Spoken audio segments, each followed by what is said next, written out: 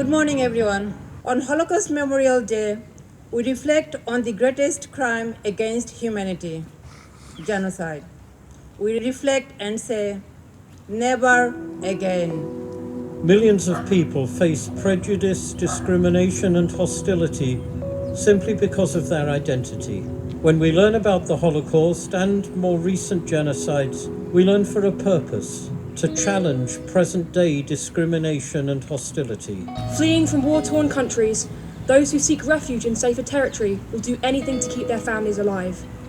They cross over unforgiving oceans, crammed into tiny dinghies that offer them little protection from the harsh conditions.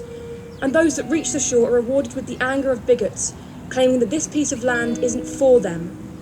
That simply because of where they were born, they don't have the right to live without fear. When we look ahead to one day with no genocide, what do we need to do today to achieve this?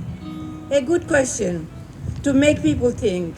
A good question to ask our politicians. Who is responsible for genocide? And that seems easy. It was the Nazis, it was the Khmer Rouge. Maybe it's the Chinese today. Uyghur Muslims in China are being persecuted for no other reason but the God they choose to follow, while for the most part, we turn a blind eye. And then we look for a leader, a Hitler, a Pol Pot, a Xi Jinping. But don't we neutralise evil by placing it somewhere else? I'm not responsible. It's them. I'm not responsible, it's you. Edmund Burke said all that's necessary for the triumph of evil is that good people do nothing. We all have the power to make changes and to take action to support those who face discrimination. So here's my challenge as we focus on one day. Let's look at an individual. Let's look at ourselves. Would you have questioned? Would you have spoken out? Would you have taken action?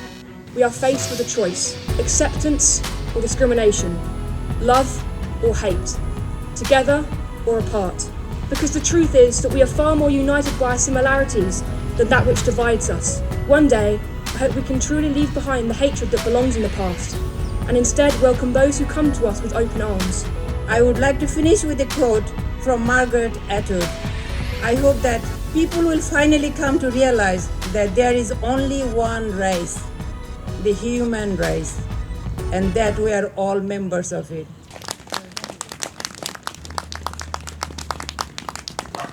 This is how we do things in Ramsgate. We all get together and we support each other. We listen to each other's sorrow. We share each other's happiness. Thank you for coming.